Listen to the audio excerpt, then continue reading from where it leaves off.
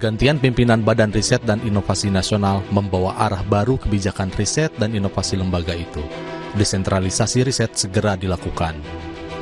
Arif Satria resmi dilantik menjadi Kepala Badan Riset dan Inovasi Nasional Senin 10 November 2025. Rektor IPB University ini menggantikan Laksana Trihandoko yang telah menakodai proses pengintegrasian berbagai lembaga riset pemerintah ke dalam BRIN.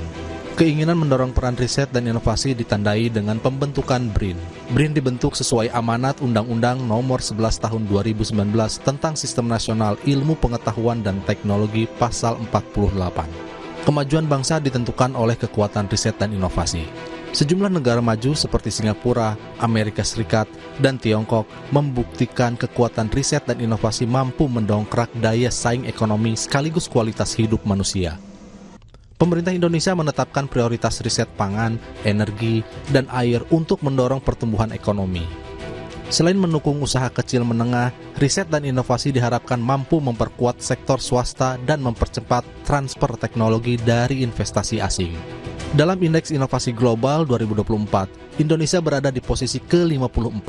Peringkat ini lebih baik daripada posisi sebelum tahun 2021 yang di angka 87. Namun, peringkat Indonesia ini masih di bawah negara ASEAN lain, seperti Singapura urutan ke-4, Malaysia urutan ke-33, dan Vietnam urutan ke-44.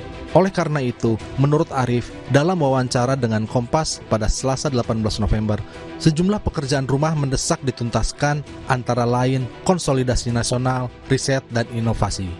BRIN diharapkan menjadi sumber energi baru bagi industri swasta dan pemerintah agar pembangunan berbasiskan data dan bukti. Hal ini mesti dibarengi konsolidasi di daerah dengan membina Badan Riset dan Inovasi Daerah agar kebijakan daerah berbasis sains. Untuk mempercepat hilirisasi inovasi daerah, perlu ada yang menjembatani inovasi dengan dunia industri. Salah satunya dengan inkubator bisnis. Pengelolaan aset BRIN senilai 78 triliun rupiah juga menjadi tantangan tidak mudah, apalagi sebagian aset itu berada di daerah. Setelah pendataan aset tuntas, aset-aset di daerah perlu direvitalisasi agar menjadi mesin baru penguatan ekosistem di daerah. Desentralisasi riset ini perlu penguatan kapasitas peneliti di daerah. Kini, BRIN mengkaji persoalan para peneliti yang dipindah dari home base-nya. Sebab, selain riset dasar, peneliti diharapkan terjun langsung ke masyarakat dan menghasilkan inovasi sesuai kebutuhan. Pengelolaan organisasi raksasa seperti BRIN secara efektif menjadi kunci untuk menghasilkan riset yang berdampak. Selain meningkatkan infrastruktur riset, aspirasi peneliti mesti didengarkan agar marwah dan kebanggaan periset makin kuat.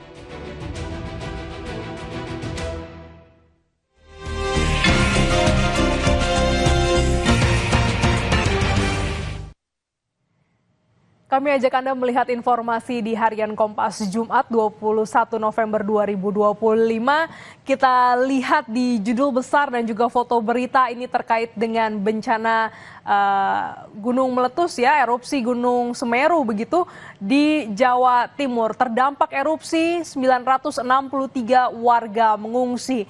Ini merupakan visual foto berita sebuah rumah yang hancur diterjang material vulkanik erupsi Gunung Semeru di Dusun Sumberani, Desa Supiturang, Kecamatan Pronojiwo, Lumajang, Jawa Timur. Gunung Semeru meletus pada Rabu lalu, saudara, pukul 4 sore, di mana status gunung ini naik dari level 2 ke level 4 dengan kategori awas pada pukul 5 sore.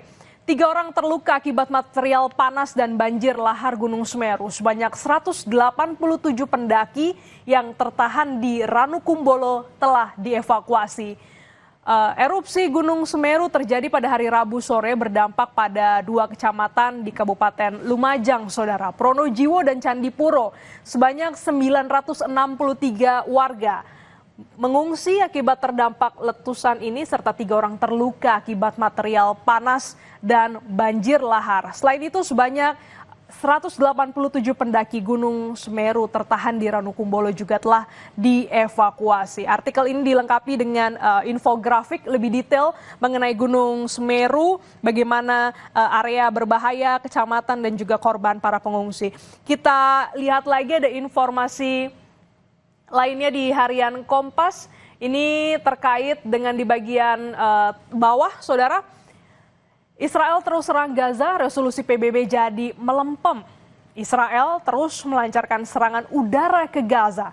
Serangan dilancarkan beberapa hari selepas Dewan Keamanan PBB mengadopsi resolusi untuk perdamaian Gaza. Sejak gencatan senjata 1 Oktober 2025, Otoritas Kesehatan Gaza mencatat serangan Israel telah menewaskan 312 orang di Gaza. Informasi ini, saudara, dan juga sorotan lainnya dapat Anda baca di harian Kompas atau mengakses di kompas.id.